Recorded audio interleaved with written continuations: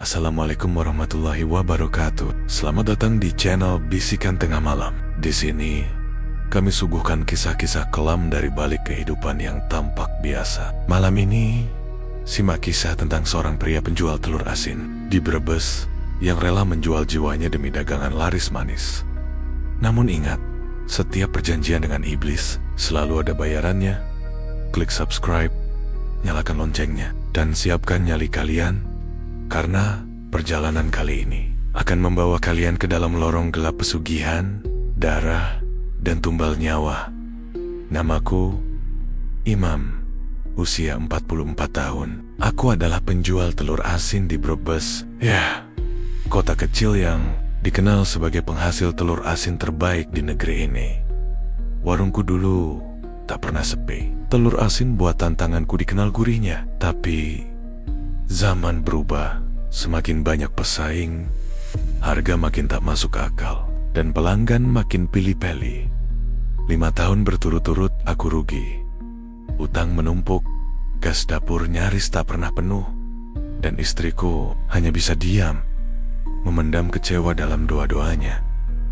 Di saat seperti itulah, aku bertemu dia. Seseorang yang namanya tak pernah aku cari, tapi muncul begitu saja. Seolah tahu isi hatiku yang sedang rapuh. Namanya Mbah Rajin. Seorang lelaki tua, berpakaian serba hitam, wajahnya penuh keriput, dan matanya tajam set bisa menembus isi dadaku. Aku ingat malam itu, pasar malam digelar di lapangan desa. Aku tak menjual apapun, hanya berdiri, termenung, menatap para pedagang baru yang menjajakan telur asin. Aneka rasa telur asin pedas, balado, bahkan ada yang rasa keju. Rezekimu bukan dirasa, tapi dirasa yang lain, Le. Kata suara berat itu dari belakangku. Aku menoleh, di sanalah dia berdiri. Mbah Rajin. Apa maksud Mbah? Tanyaku. Dia tersenyum tipis. Kalau ingin warungmu ramai lagi, ada caranya. Tapi kamu harus siap bayar harga yang gak semua orang sanggup bayar.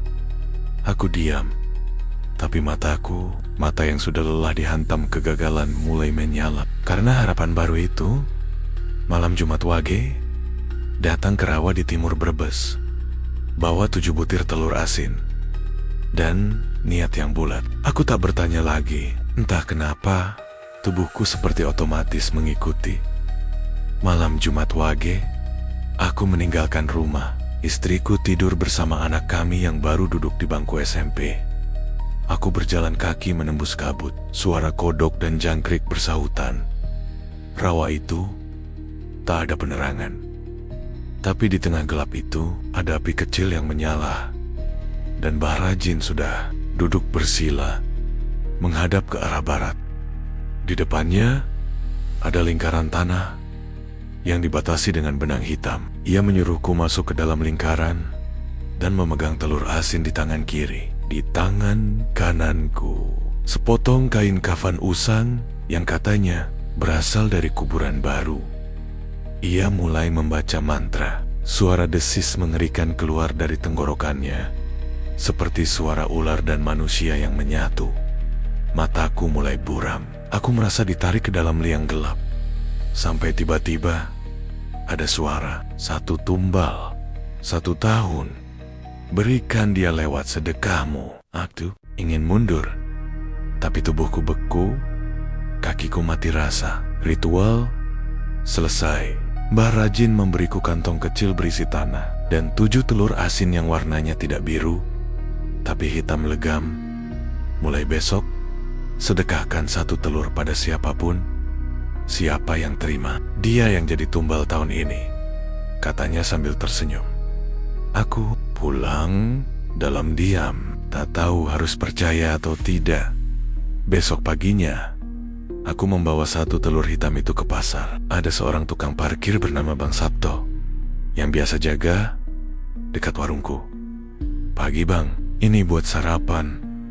Telur asin buatan sendiri. Bang Sabto tertawa lebar. Wah, mantap. Makasih Pak Imam. Rezeki pagi-pagi. Aku melihatnya pergi sambil mengupas telur itu, memakannya dengan lahap. Warungku hari itu ramai, lebih ramai dari biasanya. Orang-orang berdatangan seperti dipanggil sesuatu. Telur asin yang biasanya tak laku, kini ludes. Tapi malamnya, kabar itu datang. Bang Sabto ditemukan tak bernyawa di kamar mandi terminal. Mulutnya berbusa, matanya melotot. Orang bilang dia kena serangan jantung. Tapi anehnya, tangannya masih menggenggam cangkang telur asin yang warnanya hitam. Aku gemetar, tapi juga bahagia. Warungku mulai dikenal lagi. Tahun demi tahun berlalu. Aku tak lagi menjual telur asin biasa, tapi telur asin yang berisi janji. Setiap tahun, satu orang menerima sedekah dariku, dan setiap tahun, satu nyawa melayang. Istriku tak tahu, anak kami tumbuh tanpa curiga. Tapi aku tahu, aku tak bisa berhenti. Karena kalau aku berhenti, aku yang akan menjadi tumbalnya. Dan kini, tahun ke-19 telah tiba. 1 tahun lagi, hanya 1 tumbal terakhir. Setelah itu, aku bisa bebas, aku bisa hidup tenang. Tapi aku tidak tahu bahwa tumbal terakhir itu bukan orang biasa. Dia adalah orang yang pernah membuatku ingin membunuh pesaingku, musuhku, dan kini malam kembali menyapa. Dan aku, Pak Imam, masih berdiri di warung kecilku, menatap deretan telur asin yang kini tak hanya asin, tapi berdarah. Sudah 19 tahun aku jalani ini. Setiap tahun, 1 tumbal, 1 nyawa. Dan bermula dari sebuah sedekah kecil, telur asin, pemberi maut. Banyak yang tak sadar, mereka yang tertawa menerima pemberian dariku akan jadi nama berikutnya yang masuk liang lahat. Tetanggaku, rekan pasar, pengamen tukang parkir, bahkan guru ngaji kampung. Tak peduli siapa, asal mereka menerima telur asin dariku. Ansip sudah ditulis di lembar hitam perjanjian itu.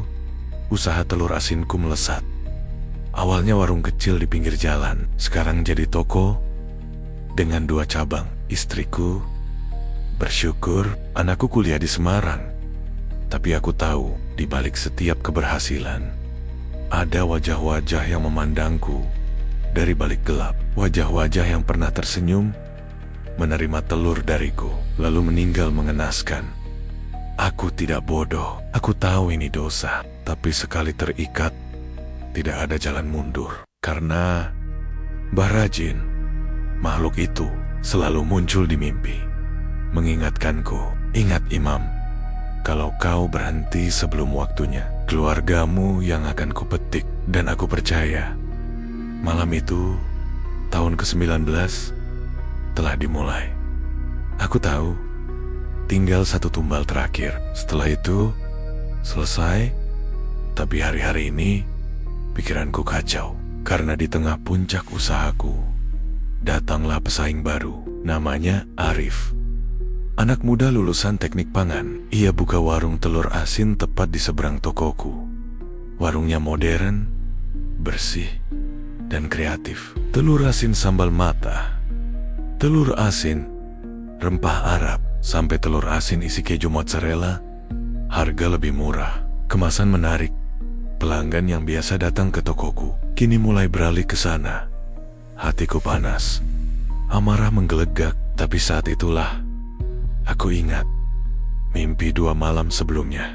Tumble terakhir, yang paling kau benci, tumbalkan atau kaulah gantinya. Dan aku tahu Ariflah orangnya, pesaingku, penghancur tenangku. Dia harus jadi tumbal terakhir. Tapi Arif bukan orang sembarangan. Dia ramah, religius, dan sangat hati-hati. Setiap aku mencoba memberinya sedekah, ia selalu menolak halus. Wah, terima kasih Pak Imam, tapi saya lagi puasa Senin Komis nih. Atau, maaf ya Pak, saya nggak biasa nerima makanan dari orang lain. Biar adil sama pelanggan. Aku frustrasi. Kalau dia tidak menerima telur asinku, Maka ritual tidak bisa dilakukan. Akhirnya, aku putar otak. Aku rancang strategi. Aku minta RT bikin acara pasar murah keliling kampung. Aku daftar jadi donatur telur asin gratis. Dan diam-diam, aku siapkan satu keranjang khusus berisi telur asin ritual. Telur yang telah kubacakan mantra dan kubungkus dengan tanah kuburan. Hari acara tiba. Warung ramai. Orang-orang antre mengambil telur asin gratis. Dan Arif datang sebagai perwakilan UMKM muda. Aku perhatikan dari jauh. Arif mengambil satu bungkus telur. Telur dari keranjang yang sudah kutandai. Tanganku gemetar. Hatiku entah bahagia, entah takut. Tumbal terakhir sudah menerima. Aku pulang dengan dada sesak. Malamnya aku tak bisa tidur. Aku tunggu kabar. Mungkin besok pagi atau besok malam. Tapi 2 hari berlalu. Arif masih hidup. 3 hari, seminggu, ia masih sehat. Masih jualan, bahkan makin ramai. Ada yang salah. Aku mulai panik. Malam ke-10, setelah pemberian, aku bermimpi Mbah Rajin muncul. Tapi kali ini wajahnya membusuk, matanya bolong, darah menetes dari mulutnya. Tumbal ditolak, dia dilindungi, tidak bisa disentuh. Kau menipu. Kau mencoba akali perjanjian Maca Gontini. Kau? Aku terbangun dengan keringat dingin, berteriak dari dapur. Semua telur asin di rak, membusuk dan meleleh. Padahal baru dibuat 2 hari lalu. Ayam-ayam peliharaan mati bersamaan. Anakku menelepon dari Semarang. Katanya sakit keras, tak sadarkan diri. Dan saat aku duduk gemetar di kursi, dari balik jendela, kulihat silut-silut gelap berdiri mengelilingi rumahku.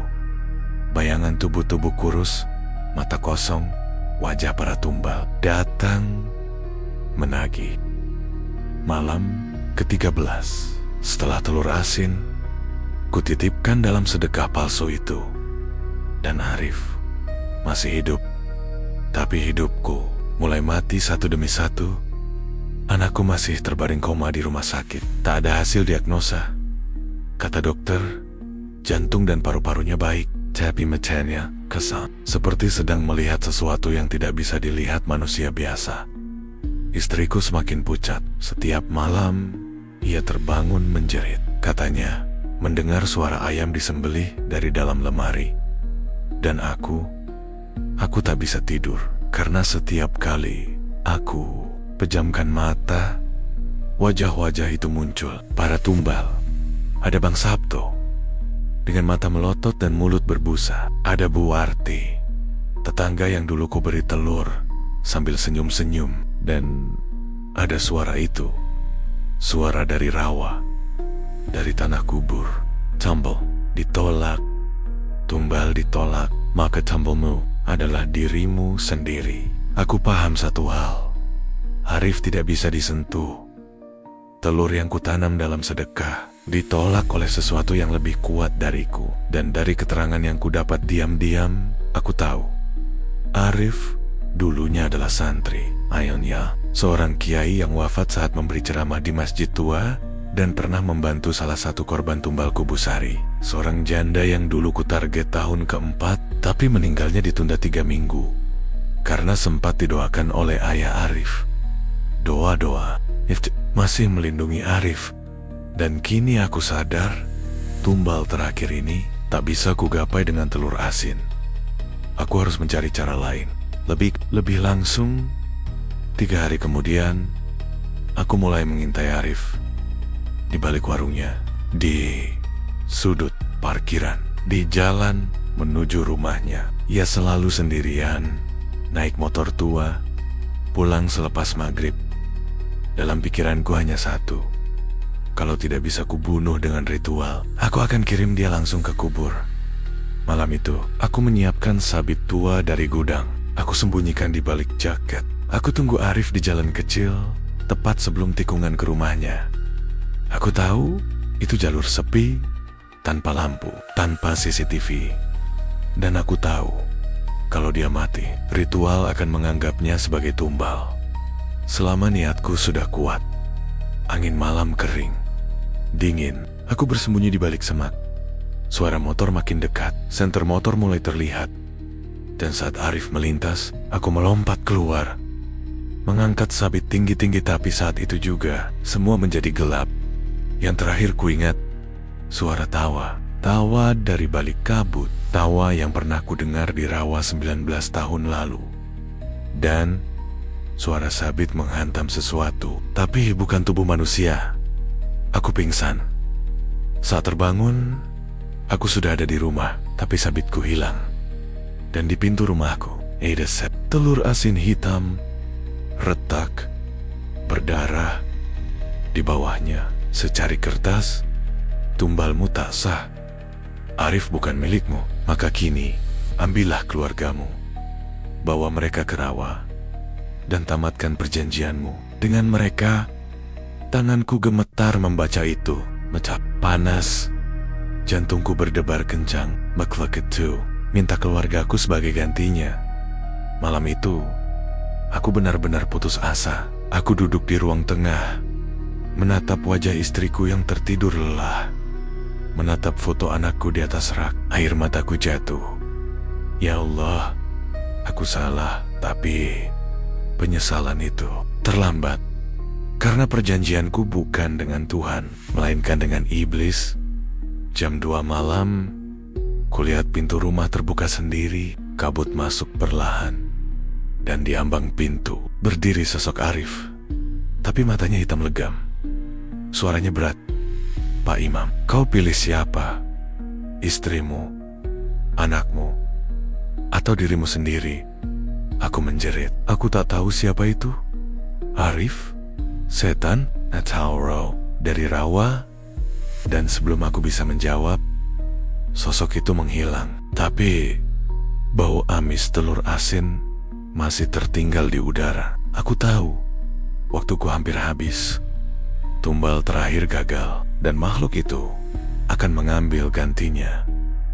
Di bab berikutnya, aku akan ceritakan tentang bagaimana arwah korban datang menagih, dan bagaimana rawa itu kembali memanggilku untuk membayar semua yang pernah ku ambil dari dunia. Namaku Imam, dan malam ini aku sudah bukan lagi bos telur asin. Aku hanya seorang pria yang bersiap kehilangan segalanya. Karena satu kesalahan 19 tahun lalu. Sudah sepekan sejak kejadian itu. Sejak sabitku hilang dan telur asin berdarah muncul di depan rumah. Sejak sosok Arif berdiri di ambang pintu dengan mata hitam dan suara yang bukan miliknya. Ambil keluargamu, bawa ke rawa, tamatkan perjanjianmu. Kalimat itu tak berhenti berputar di kepalaku. Makhluk itu, pesugihan itu, sudah tak sabar menagih. Karena aku gagal memberi tumbal terakhir. Karena Arif bukan milik mereka. Dan sekarang, gantinya, aku diminta menyerahkan istri dan anakku sendiri.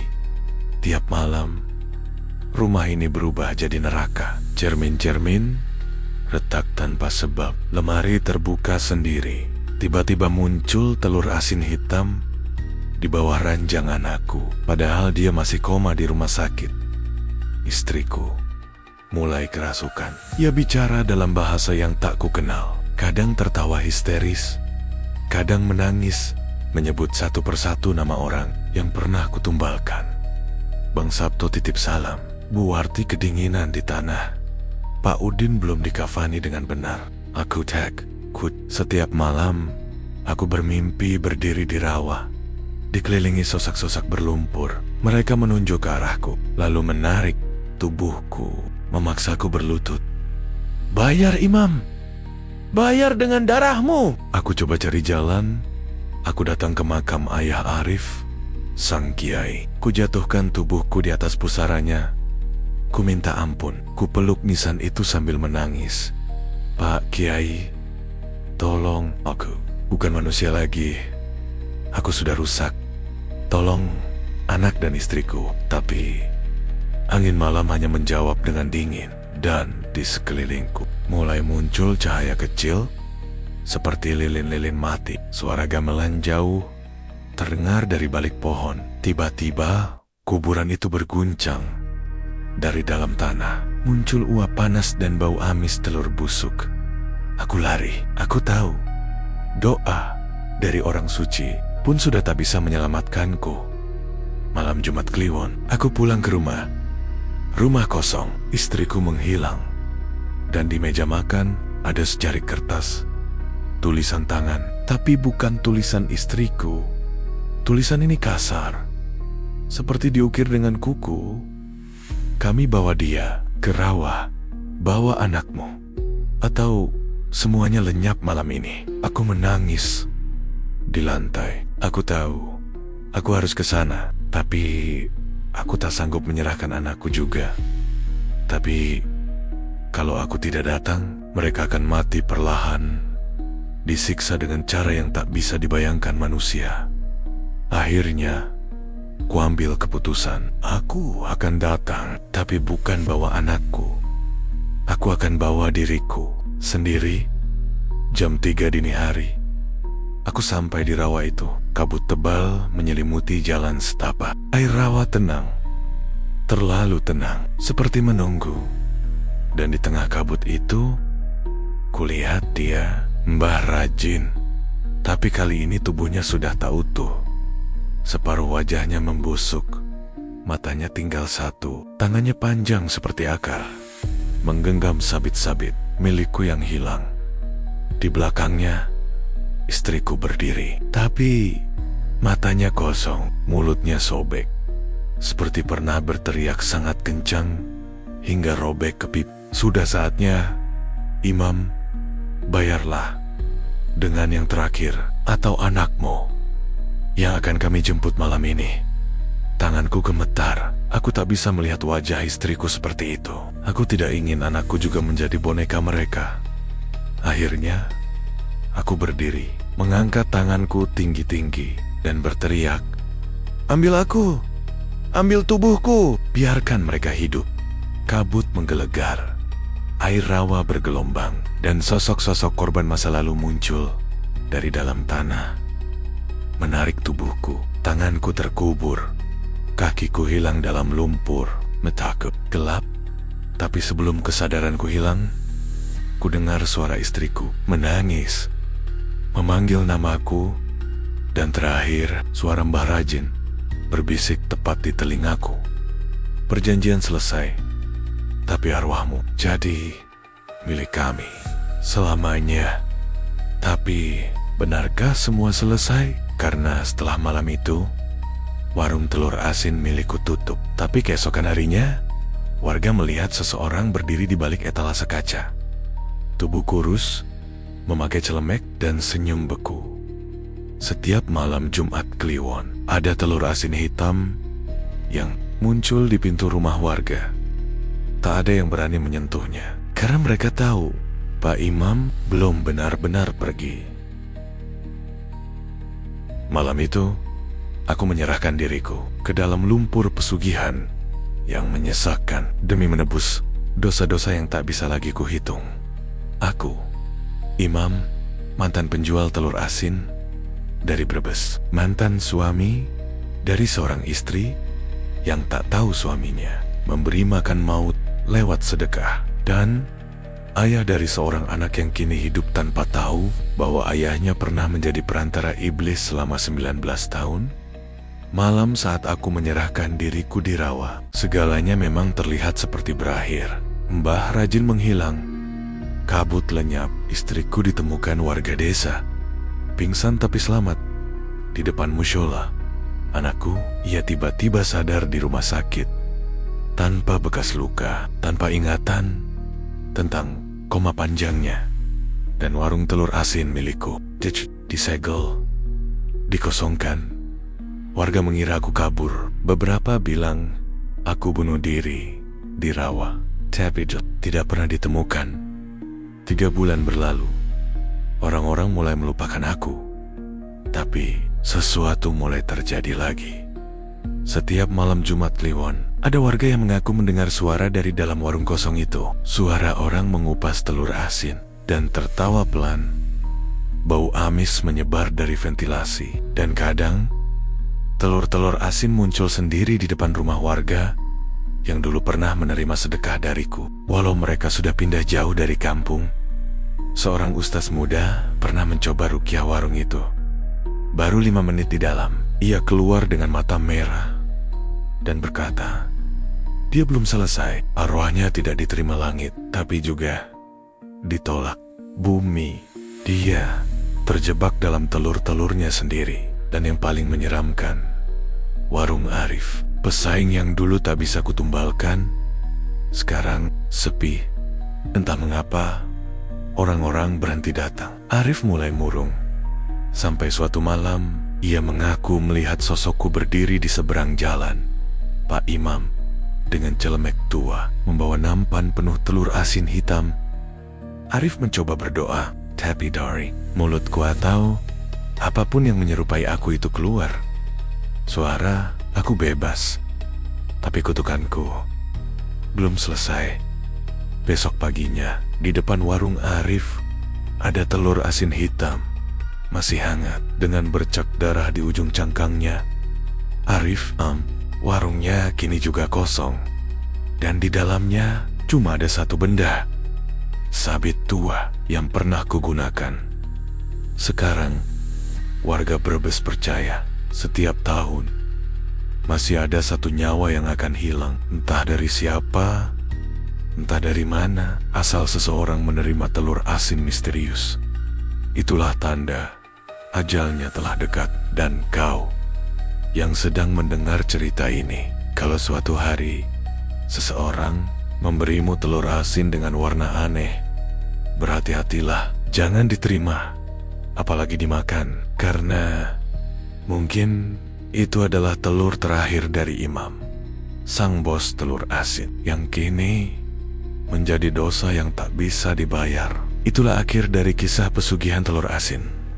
Tumbal terakhir, Pak Imam, sebuah cerita tentang keputusasaan, keserakahan, dan harga mahal yang harus dibayar demi rezeki yang instan.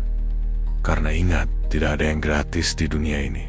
Bahkan, sedekah pun kalau datang dari niat kotor, bisa jadi jalan kematian. Jangan lupa tinggalkan komentarmu di bawah. Apa kamu pernah mendapat makanan dari orang asing yang bikin bulu kudukmu merinding? Klik like, subscribe, dan nyalakan loncengnya. Karena setiap malam selalu ada bisikan tengah malam. Wassalamualaikum warahmatullahi wabarakatuh.